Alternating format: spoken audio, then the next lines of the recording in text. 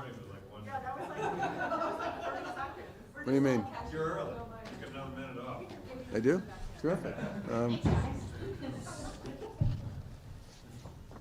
So just for my own edification, Karen, is that where you're planning to sit in the future? I just want to make sure that everybody's, The right spot. Yes. okay. All right. Every single, this is the BCC. That will be the BCC? Okay, good. We're discussing the meeting on Monday during the hurricane. So good afternoon, everybody. Obviously, we and everybody else for the past couple of days has been tracking Tropical Storm Henri. And the latest forecast now calls for the storm to become a hurricane and to make landfall around Cape Cod and the south coast. That means we will probably see hurricane-force winds and significant storm surge around 3 to 5 feet in many of our coastal communities. And that brings with it, obviously, the possibility of some minor and significant coastal flooding. Additionally, most of Massachusetts is going to see a lot of rain, and many of our rivers and streams are already running high from the rain we've had already this summer.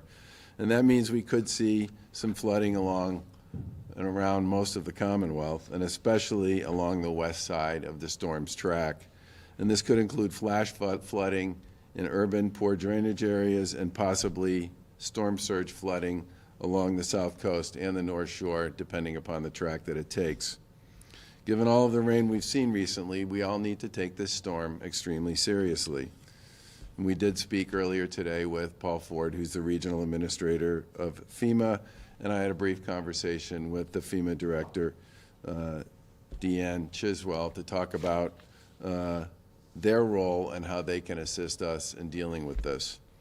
And due to the current track of the hurricane, we're strongly recommending that all travelers delay any trips to the Cape and the islands, possibly until Monday when the storm moves out.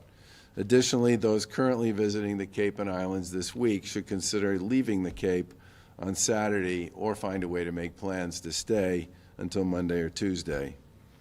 The simple point here is we really would like everybody to be off the roads at the height of the storm, which will probably last all day Sunday and through until the early part of Monday. We don't want people to be stuck in the traffic on the Cape Cod bridges when the storm is in full force on Sunday. As we just saw yesterday, tropical storms and hurricanes can impact every part of the Commonwealth. Yesterday alone, we had drivers getting stranded and needed to be rescued. We would urge everybody to please use your heads and stay off the roads on Sunday. In the winter, we ask people not to crowd the plows. I was told earlier that the Weather Service talks about in a storm like this that people should turn around and not drown. In other words, don't drive into the giant puddles that will exist on many roads around the Commonwealth. Tropical storms and hurricanes are not just about the wind. The heavy rain and flooding it causes are dangerous to individuals and to communities. And right now, the forecast calls for just about all of Massachusetts to see significant rainfall and possible flooding. The track of the storm obviously can change slightly, so all residents should be paying attention to their local weather alerts and to the news stations and to other outlets, and to begin your preparations for this storm today. MEMA has good resources that everyone should check out, and will take steps that we can take to prepare for hurricanes and tropical storms. And you can visit mass.gov/MEMA to learn what you can do before, during, and after a hurricane or a tropical storm. We're also activating up to 1,000 members of the National Guard.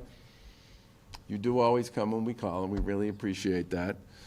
And they'll be ready to assist with high water rescue, debris clearing, and public safety support should it be necessary. The storm could knock out power for somewhere between 100,000 and 300,000 residents based on the current estimates.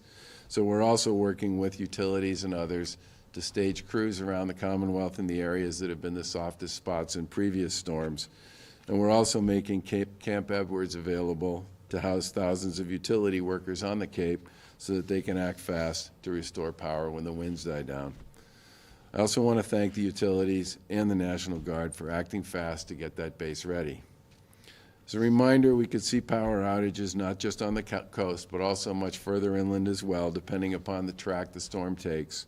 And we'll also be closing state pools, campgrounds, and other recreational areas early to help keep people off the roads and home in advance of the storm. I know that August weekends in Massachusetts are usually a great time to be outside and enjoy what's left of the rest of summer, but it looks like this storm is going to have a big impact on the Commonwealth, and we really would urge everybody to do everything they can to stay home on Sunday and to be mindful of the fact that the high winds and the rain that come with this storm will in fact create issues across the Commonwealth, and that everybody needs to be vigilant and careful about how they handle the back part of this weekend. And with that, I will turn it over to Secretary Tessler.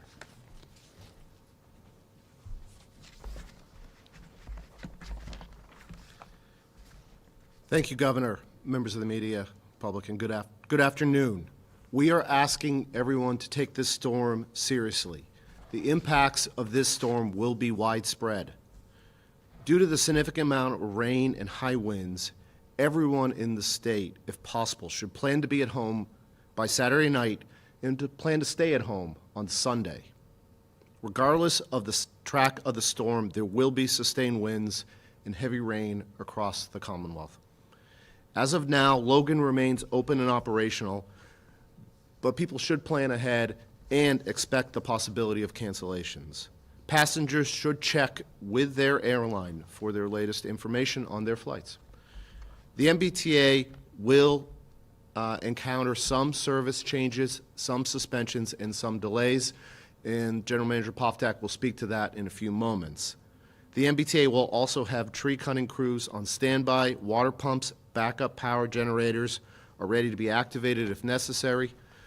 And as I said, Steve Poftak will cover that in more detail in a moment. Water transportation will also be impacted by this storm.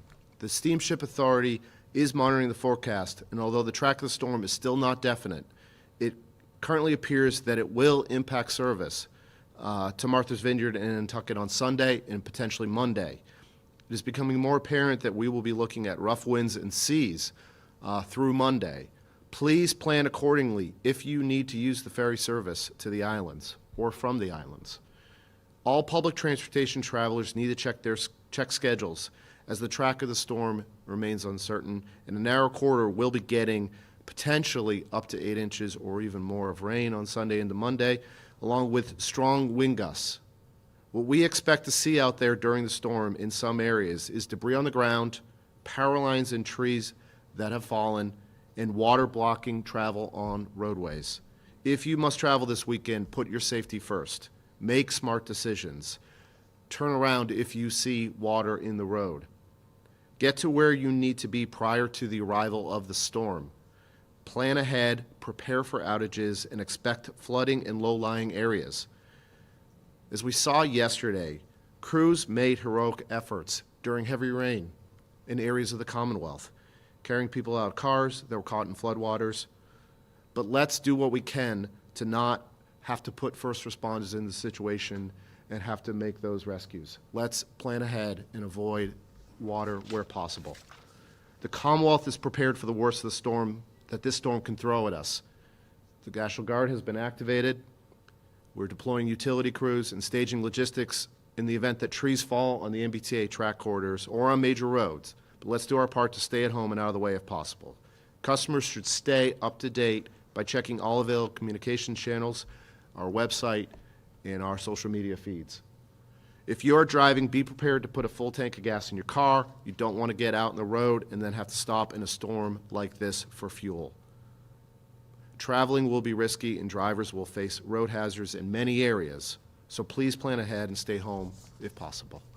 At this point, I'm going to ask General Manager Steve Poftak to share some remarks about the MBTA service. Thank you, Secretary Tessler. I just want to echo and amplify what the Secretary's just shared with us. Particularly on Sunday, folks should not be out traveling unless they need to be out traveling, unless really the T will be operating on a reduced schedule, but it is really intended for essential travel only. We will be following this. This is a very dynamic storm. At the MBTA, we're impacted in a variety of ways, both by high wind gusts and as well as sustained winds. the level of rain that we are likely to see, and also potential storm surge and tidal impacts. So we will be monitoring those throughout the storm. We've already put a staffing plan in place. The Secretary shared some details of that, where we'll have assets and manpower in place to address issues that arise from this storm. But I do want to emphasize we will not put MBTA staff or contractors in harm's way. So there will be cases where we will not be able to address problems until after the storm has abated. We have been strengthening a number of the vulnerable spots we have at the T to those weather impacts we talked about. We will be deploying a defensive system around Aquarium Station, and we will eventually close that station when the team on the ground determines it appropriate to do so. We will be activating the portal at the Muddy River as well to guard the Green Line tunnels against water intrusion. We will be decreasing service levels across the board on the MBTA. That plan is still in development. I encourage you to check mbta.com as well as our various social media feeds for more precise information as that plan evolves on your specific route of travel. I can announce that for the entirety of the service day on Sunday, we will not be providing service on the Mattapan line, the D branch of the Green Line, and ferry service. All three of those services will be suspended for the entire service day on Sunday, and there will not be alternative transportation. So obviously, if folks who are regular users of that are going to need to make other plans. As this forecast evolves and as we understand more about what this weather system is going to throw at us, our plans will evolve, and we will both announce that to the press, but also, again, encourage people to use mbta.com and our social media, various social media feeds to get information on their specific travel plans. And then I just want to close, again, by emphasizing we will be providing service for essential travel only. If you do not need to go out on Sunday in particular, please stay at home. There will be MBTA service, except on those lines I talked about. However, it will be a decreased level of service. We do want people to stay home if it is possible. So with that, I will close and invite MBTA, MEMA Deputy Director Pat Carnevale to address us. Thanks, Pat. Thank you. Governor Baker, Secretary, GM Poptov, Colonel, thank you very much. Thank you for having me here to speak on behalf of MEMA's preparation for Henri with our local, state, and federal partners, and more importantly, we want the public to focus on preparedness for this storm. That is so critical, and that's very important to get that message out. At MEMA, we have activated the SEOC, State Emergency Operations Center. We've also activated their 2 regional offices, one in Tewksbury and one in Agawam, and those will be activated partially today and then fully on Saturday and Sunday. Opening these centers allows us to coordinate with the cities and towns, and that's the most important thing. That's the goal that we have, so that cities and towns have a way to access additional state and federal resources. We are in direct contact twice a day, actually, with the National Weather Service, so we're getting briefings in the morning and the afternoon, as everyone has said, to make sure the track seems to be wavering either way, so we're just making sure, and the Gov and everybody else is part of those calls. It's a whole team as part of these calls. So we're in constant contact with them in order to provide the best services and best information we can get. We're also working, as the governor mentioned, with Paul Ford, Regional Administrator of FEMA. Paul has been reaching out to us since Wednesday. We're in constant contact. FEMA is bringing in additional resources already that will be here pre-landfall. It's generators, tarps, food, water, just to mention a few things. For the public, our message is simple and reiterates the governor said. We need to take this storm seriously. Again, because of the track and the way it is, no one's 100% sure as to the track at this point. As we get more information, we'll continue to provide that information, but please take it seriously. And I guess just a few simple steps that we always go through at MEMA. First, stay informed. This is an evolving weather situation. Residents should monitor the forecast through the local media, sign up for your local reverse 911 if the community has one, and check to make sure your smartphone can receive emergency and public safety alert messages.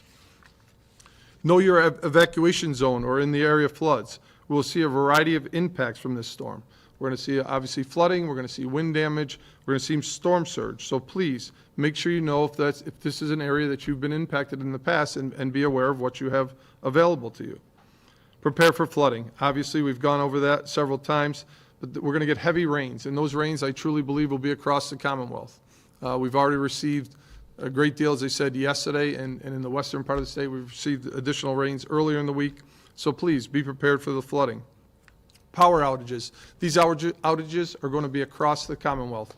As the governor said, anywhere from 100 to 300,000 people impacted. Yes, we've brought in additional crews. Both utilities have been wonderful and are already supporting us. But be ready to be prepared for that. And then plan now for specialized medical needs. If you need or use medical equipment and requires electricity, or if you have specialized medical needs or treatments that may be impacted by the storm, contact your medical provider or caregivers to discuss your situation and plan for your care needs before, during, and after the storm. And finally, I guess I would close this, and this is really important, be a good neighbor. Check on that person next to you, especially if you know that they might be in a difficult situation. That I would emphasize the most. And then in closing, for preparedness tips, please visit our website, mass.gov/MEMA. Thank you very much. Thanks, Pat. So the shorthand is, Sunday really should be a stay-at-home day for everybody who can make it one. Governor, what would be your message to folks? I mean, it is, after all, a weekend in August. There are a lot of people planning vacations. There are a lot of people leaving from vacation. There are going to be a lot of people who think maybe this is just kind of a one-day thing. I can get around it. And I know you say you don't want people stuck on bridges and that sort of thing, but is that kind of inevitable? Well, I guess I'd say two things. The first is most of the rentals that I'm aware of usually flip on Saturdays. I think it's important if they do flip on Saturdays that people get whatever they need to get done on that day. Some of the other stuff, particularly that involves short-term rentals and that kind of stuff through some of the online sites, people should be able to make adjustments, and they should try. I think the big thing we're most worried about here is you are talking about a storm that, depending upon where you are in Massachusetts, people have said could dump somewhere between 4 to 8 inches worth of rain in a very short period of time. And we've already had significant rain over the course of this month, and we had really significant rain just yesterday in certain parts of Massachusetts. I think the thing we're most concerned about is if people don't take this seriously, don't understand the size and significance of this particular weather pattern, they could end up in a very bad spot. We will have assets, whether it's the Guard or the State Police or the emergency management folks, stationed all over the Commonwealth to help people deal with that. But in particular, the reason we focused on the Cape is there is a lot of traffic every weekend back and forth as people come on and off it for vacation purposes. We would like to see everybody get as much of that done on Saturday as they possibly can. I really do think Sunday is going to be a very difficult day for people to do that sort of thing. And if they can't get it done on Saturday, we would urge them to try and find a way to do it on Monday.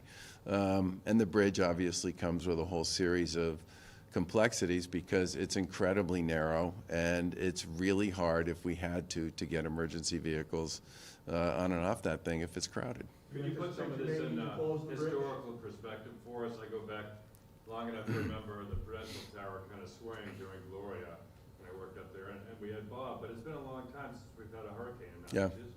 Yeah, I think that's part of the reason why we're all emphasizing this idea that we need to take it seriously.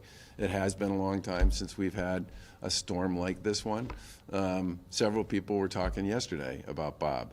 And I think what I would say is when you're talking about this kind of potential for downfalls with respect to rain, 4 to 8 inches in one dump is basically a month's worth in many cases. I mean, we're talking a lot of water. And the second thing I would say is, we haven't seen a lot of 50 and 60 mile an hour short-term gusts, much less sustained gusts, for a really long time. And the pattern on this may change, but it's pretty clear that this one's not going to clip us. I mean, what people have said about this route so far is it looks like it's going to come up through Newport, maybe veer a little bit west in the general direction of Worcester, and then cut right up toward the Merrimack Valley. That's a huge swath of the Commonwealth.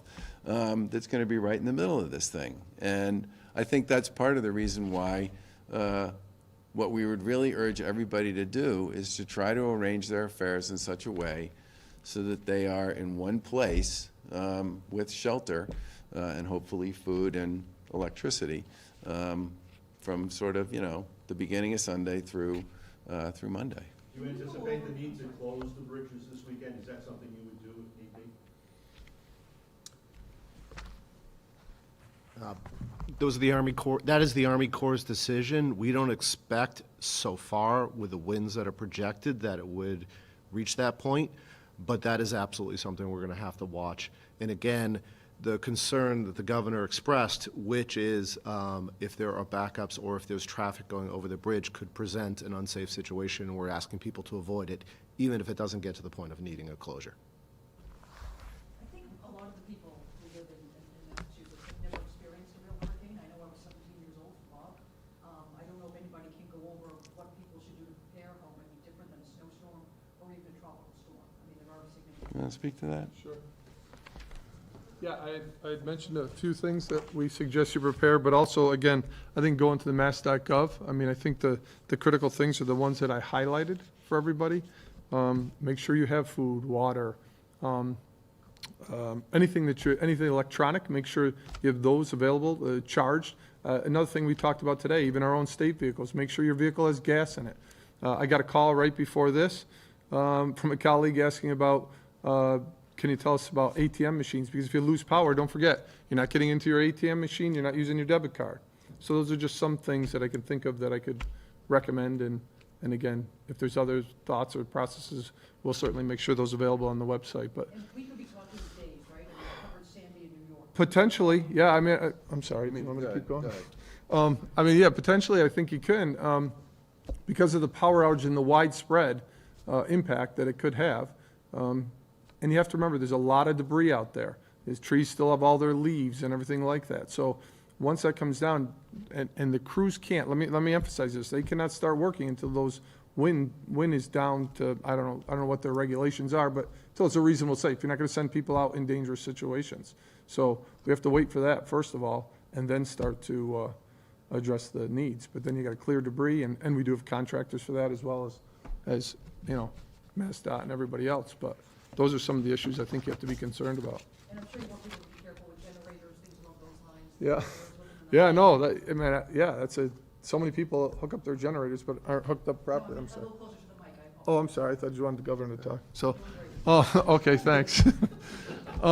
Yeah, no, absolutely, your generator hookup, make sure that is, but even make sure, you bring up generators, make sure you have the fuel. You're not gonna get the fuel, and test those in advance, because you're right. We don't want the backfeed going back into the main lines, because that's how we lose people, and so make sure that's properly installed as well. That's a great, Are Eversource and National Grid committed to having all hands on deck for this? I mean, they're gonna be bringing people in. Do you want me to keep from, answering? state.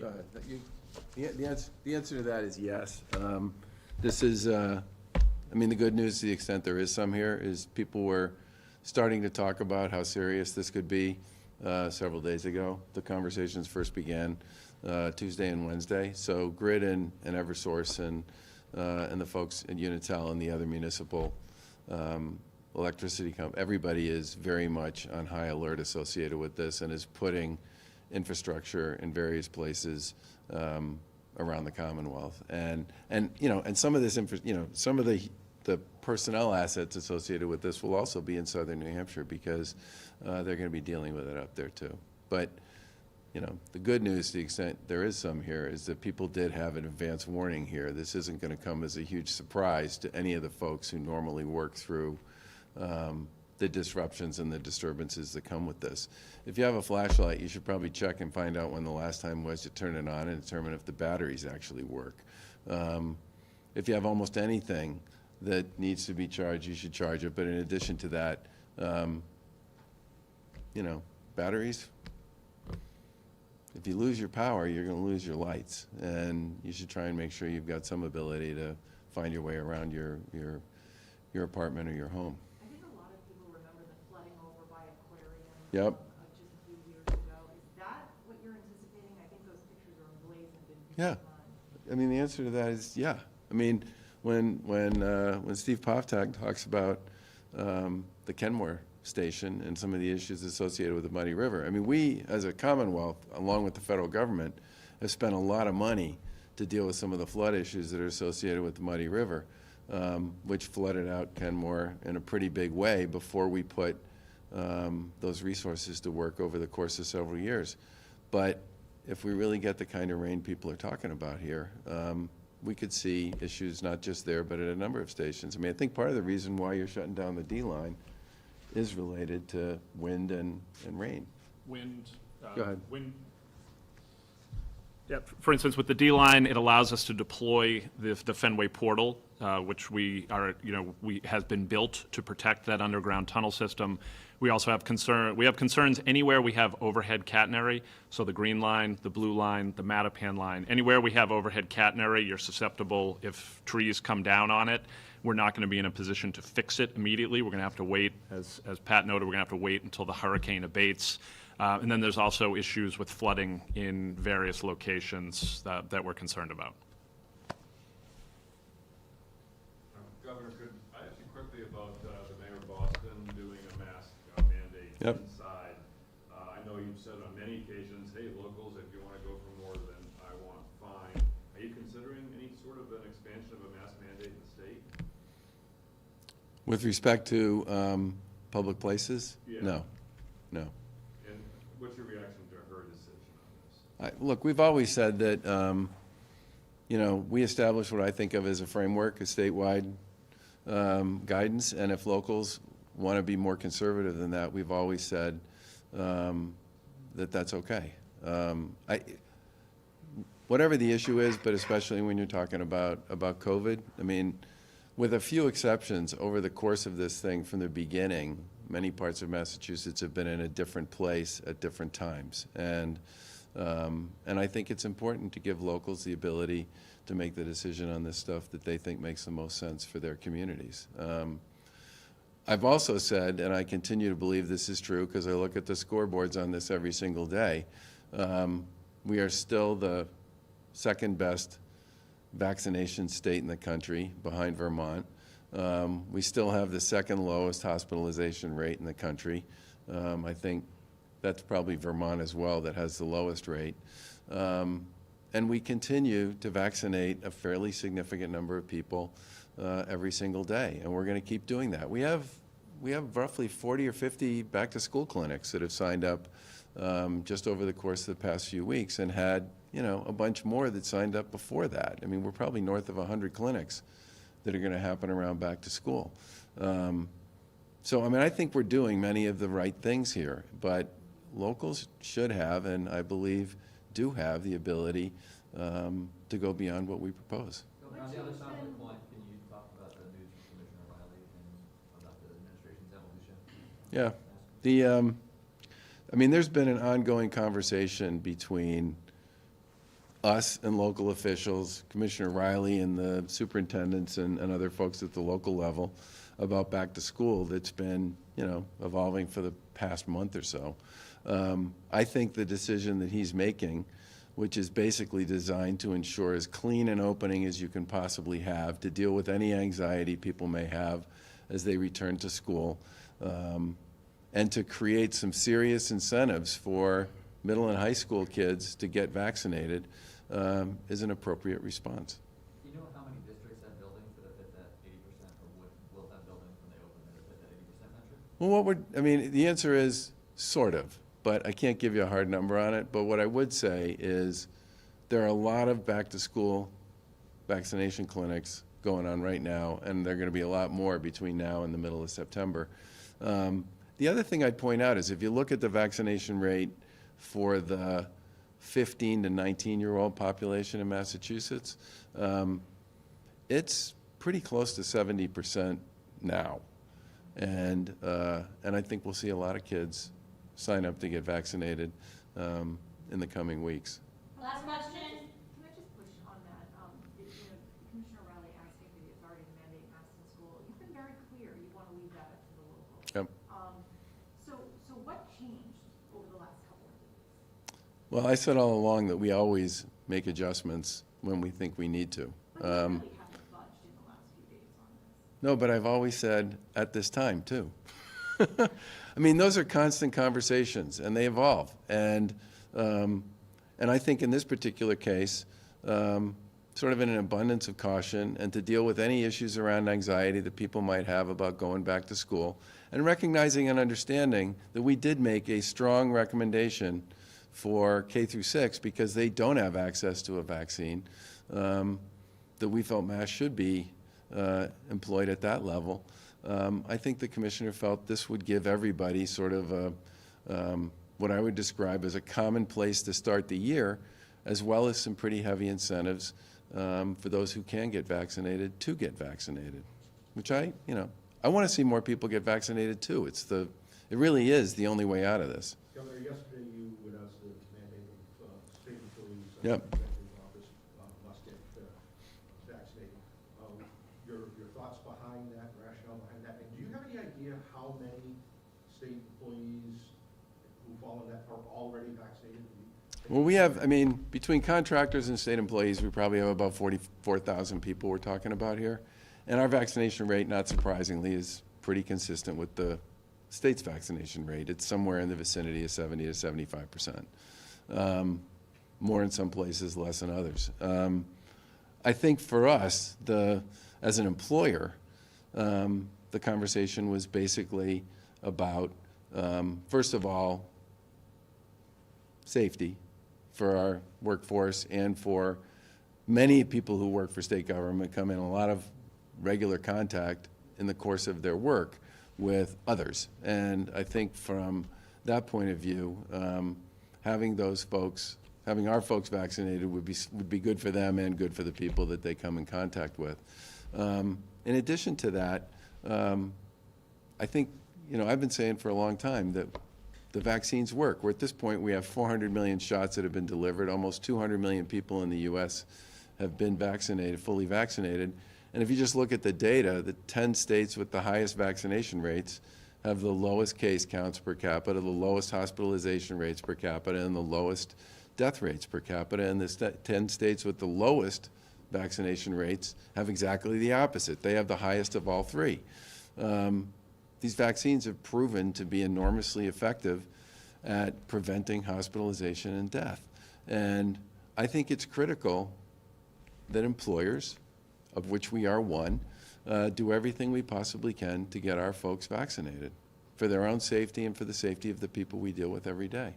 But you didn't feel you could go ahead and do all state employees, you just stuck with your division here in the executive branch? The way we framed this was around what I would describe as the folks that actually operate within the jurisdiction of the executive branch. The legislature's got to make whatever they think is the right decision for themselves. I think Steve's folks, he's sort of in but not of the executive branch. I think you guys basically said you're going to adopt a similar standard. We have a policy that's consistent with the executive branch at this point. And we've obviously made clear to a lot of the other independents that we would like them to adopt this policy. So does the mandate apply to state police and correctional officers? Yeah. POC? Yeah, Those correctional officers are pushing that yeah. already. Any comment on that? I mean, obviously, we're going to work with them. I would much rather find a way for everybody to get vaccinated than to have the alternative happen. But I think it's important for people to get vaccinated. I mean, one of the reasons we chose to go with a vaccination as opposed to, a regular testing thing or vaccination was, there's been a lot written about the fact that when you have the regular testing option, people don't get vaccinated. People are tired of the pandemic, and I completely get and understand that. I mean, it's been a really long, rough, tough period filled with all kinds of awful things. There are definitely some positives. But one thing that's abundantly clear at this point is the way out of this, most fundamentally, is to get everybody vaccinated. And if that means employers need to push a little bit to get their people vaccinated, I think that's appropriate. Your thinking has really evolved on this, because so many times you told us, I'm not going to be in the position of forcing that choice on someone, and now we're at another place. So when you guys asked me about this back at the beginning of May, there were a lot of people who maybe not even were eligible to get vaccinated at that point, or if they were, it was sort of right on the cusp of when they did become eligible.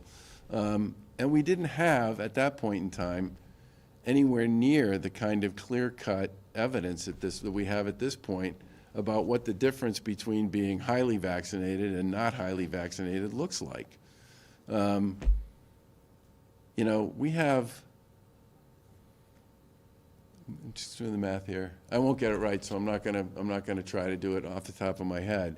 But I just go back to the point I made about, if you just look at the national scoreboards on a state-by-state basis, the difference between states with high vaccination rates and states with low vaccinations rates in terms of the prevalence and the danger and the severity of COVID, it's extraordinary.